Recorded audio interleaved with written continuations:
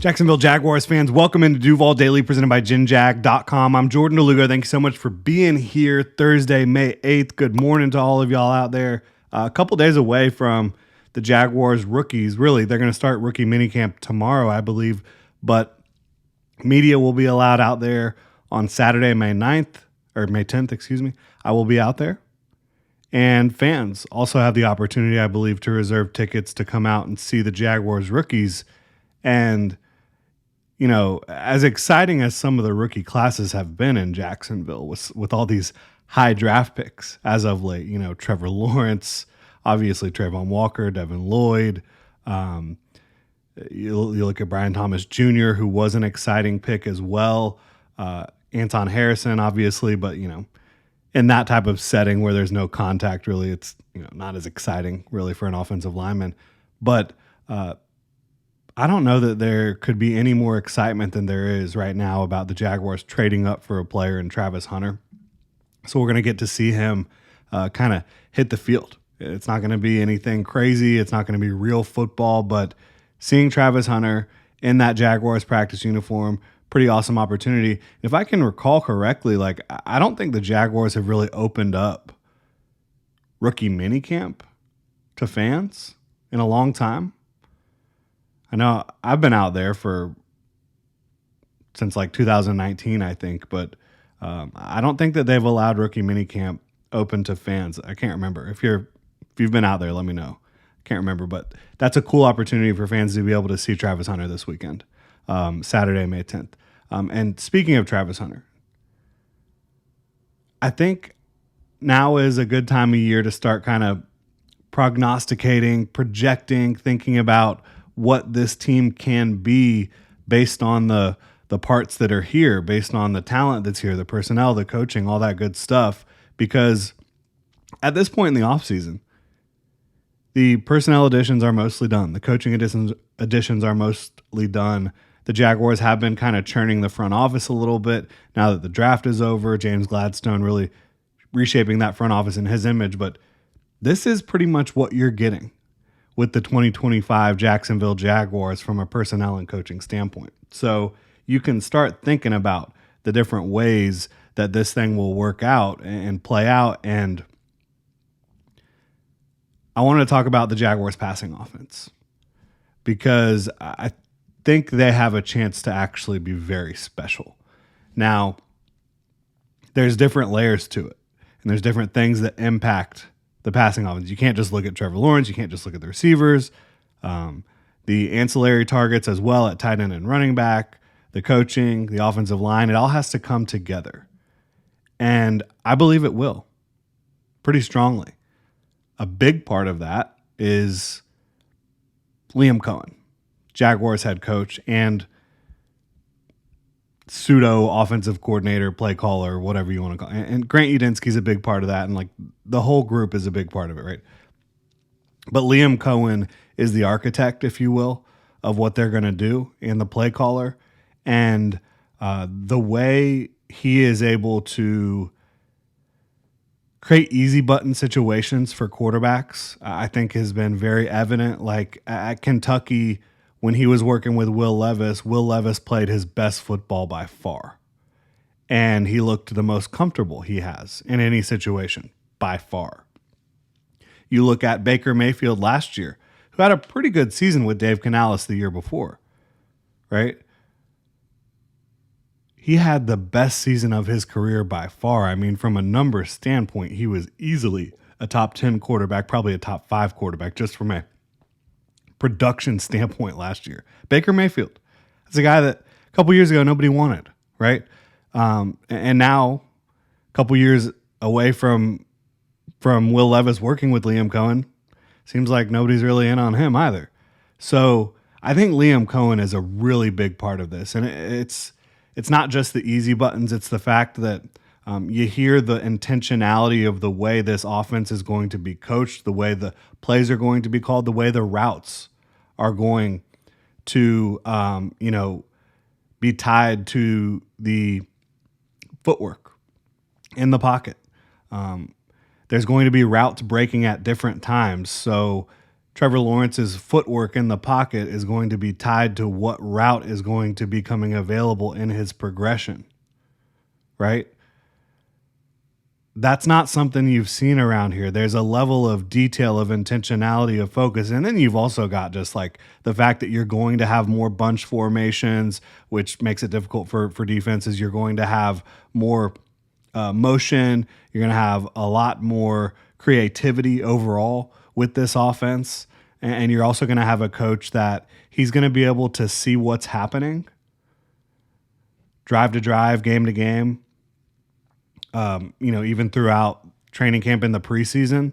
And he's going to be able to adjust to what is working well and see what's not working well, coach that up harder. And if it's just not working, kind of remove it from what they're doing. You saw him do that last year in a lot of different ways.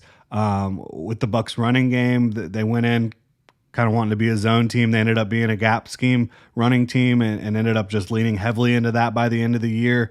And they had really one of the best rushing attacks in football, a season after having one of the worst rushing attacks in football. And then you look at the fact that you had injuries at receiver, and he was able to pivot to making Cade Otton, their tight end, who was not utilized heavily in the passing game before that, a featured receiver. So the ability to adjust, to adapt, the ability to coach it up, to make things make sense, and then also to hit the easy buttons. I think Liam Cohen is going to be a godsend for Trevor Lawrence. I really do.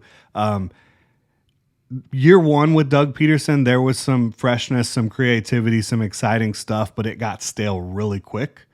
And it's not just like he was running the same thing. He stopped running a lot of the bread and butter stuff that worked in 2022 after 2022. He just did. I don't know why.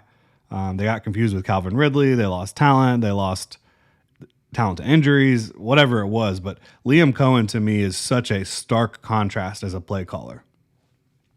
And so I think that's going to be absolutely a massive boon for Trevor Lawrence. I also think that when Trevor Lawrence has been healthy, even in a bad offense, he's been pretty damn good.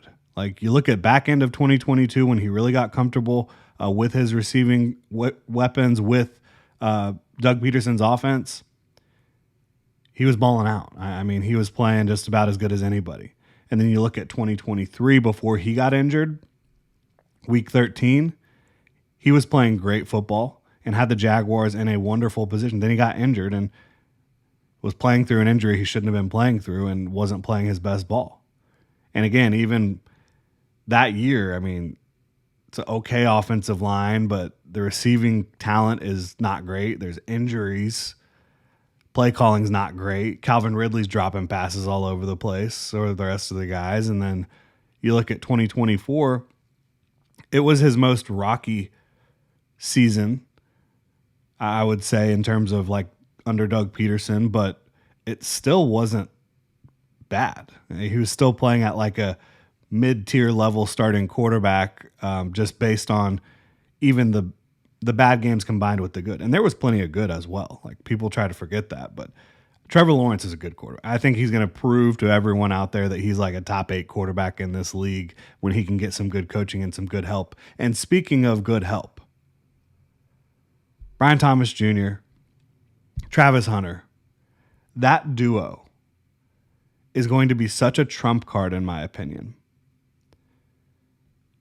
It's going to revolutionize this Jaguars offense along with Liam Cohen. It really is. Like the fact that you can either try to give Brian Thomas Jr. extra attention and suffer because of Travis Hunter's ability, or you can try to play it straight up and they're probably both going to beat you. I don't know how you handle it. And the versatility of both of them.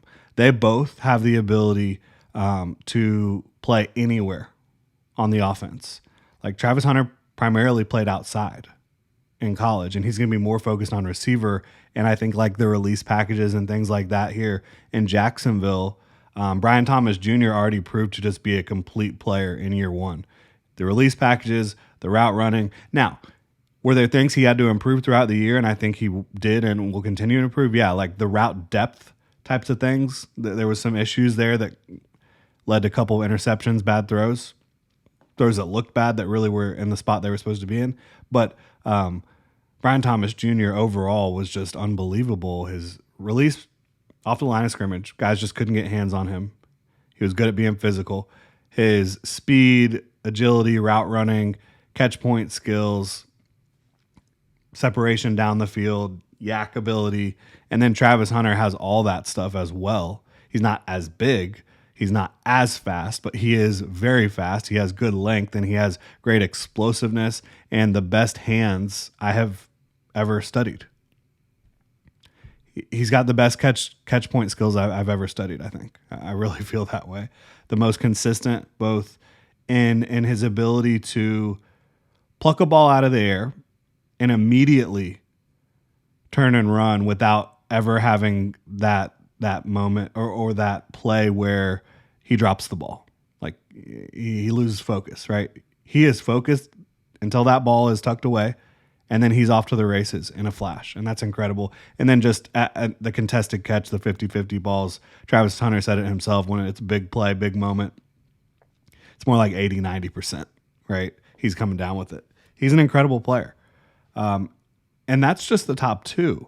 Then you talk about De'Ami Brown as someone who really fits this offense, this skill set that he brings, which is he had a lot of screen plays last year. We haven't even talked about Liam Cohen's screen game. That's part of the easy buttons, though. Liam Cohen has like one of the best screen games in the league, bar none. And he's got players that can execute that screen game.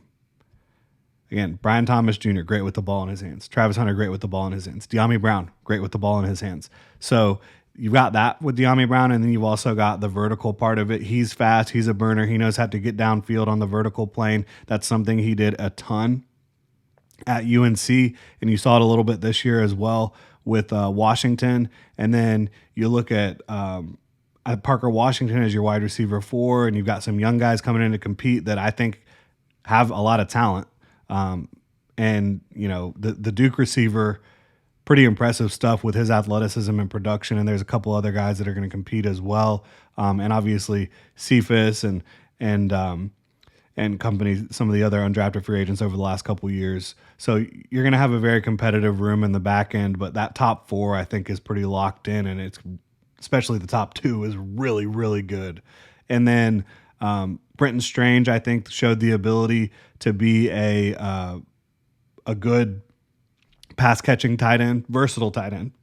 Not just a pass catcher, but if you need to rely on him due to matchups, due to injuries, whatever it is, I think that you can definitely do that. I think that he's got more juice than Cade Otton, and you saw what they were able to do with Cade Otton last year in Tampa. And then receiving out of the backfield wise, Travis Etienne has proven to be a good receiving back. In his time in the league, I think there's no question about that. Obviously not the complete back, but a good receiving back. I don't think you're looking to rely on Tank Bigsby in that regard. But the 2 rookies you brought in, they can both be impacts in the passing game. Bashal Tutin, good pass catcher and unbelievably explosive. And we're going to talk about him a little bit more later today. Going to do that deep dive into Tutin. We've gone through the first 3 picks, deep dive kind of. We're going to dive into what Bashal Tutin brings to the Jaguars as their first 4th round pick later today. But he's a unbelievably explosive, fast runner that has good hands. And then you also look at LaQuint Allen. He is that complete back. He really is. I mean, he's not like the most impressive just runner with the ball. Like, he runs a little upright. He's not the fastest guy in the world, not the most powerful.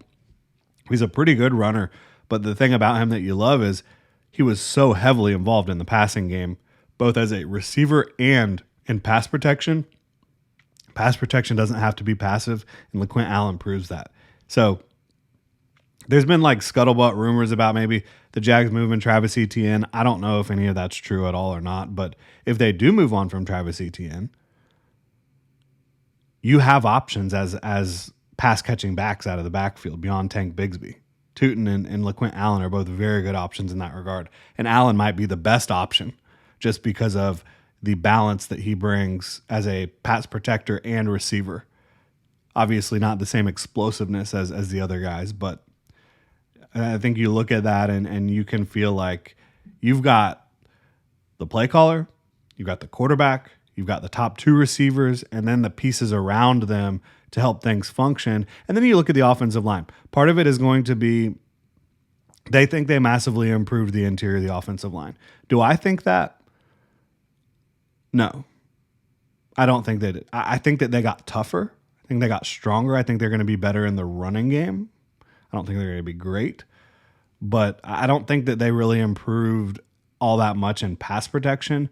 But they're going to get the ball out quick a lot of times. So that's going to mitigate that a little bit. And then I do think Anton Harrison and Walker Little is a good tackle duo as well. And then if you get Wyatt Milam in there at guard, maybe that I talked about it yesterday or one day this week. I don't think that Wyatt Milam is necessarily better than Ezra Cleveland right now. I think he could be in the future. But he could be a better pass protector right now. I'll give him that. And maybe that's what you want to value. Right? Although, they bring in Patrick McCary. Is he a better pass protector than Brandon Sheriff right now? I don't think so. But obviously, Sheriff up there in age and all that stuff. Hainsey a better pass protector than Mitch Morse right now? I don't think so. Was Morse going to retire anyways? I don't know. But those are just some things to consider. I think that overall the cohesiveness of the offensive line will be stronger. They'll be better coached. I think that the offensive line will be fine in pass protection. I don't think it's going to be like this elite pass protecting group, but I don't think it's going to need to be based on the way the Jaguars are going to operate offensively. And so I just want to take a look around the AFC specifically. Say like how high could the Jaguars passing game rank among AFC offenses? Obviously, you got the Bills, Josh Allen, that superpower, and he's got plenty of weapons. So you probably put them up at the top. New England Patriots, no. New York Jets, no. And look, I like Drake May, and I like some of the things they did with the Patriots there, but any way you slice it, I don't think that passing game is going to be more impressive than the Jaguars. Jets, obviously, I love Garrett Wilson, but they're going to be a run-focused team. Dolphins, and we're just running through the AFC East here. Dolphins, yeah, you could probably argue the Dolphins have at least. I mean, they've done it, right? And they've got unbelievably explosive receivers. Jalen Waddle, Tyreek Hill is still there for now. I don't know what the situation is there. But we'll put the Bills and the Dolphins ahead of the Jags right now. Ravens? I don't know. I mean, I think that they might have the more balanced overall offense. But I guarantee you, the Ravens would trade what they have for Brian Thomas Jr. and Travis Hunter. Guarantee you that from a receiving core standpoint. Steelers, no. Bengals, yeah, we can put the Bengals up there. Browns, no. Texans, I think between the Texans and Jags, those are two best passing offenses in the AFC South, clearly. The Texans did a lot to upgrade their receiving core. They did not do a lot to upgrade their offensive line. That's an interesting one. Then you look at the AFC West. The Chiefs, I mean, their passing offense hasn't been that great lately. I still would probably put them up there, though, just because Patrick Mahomes, Andy Reid. They did go upgrade, with Jalen Royals. I don't know how he fell so far in the draft, but yeah, we'll put the Chiefs ahead of him. The Chargers, I would not put ahead of them in the passing game. The Broncos,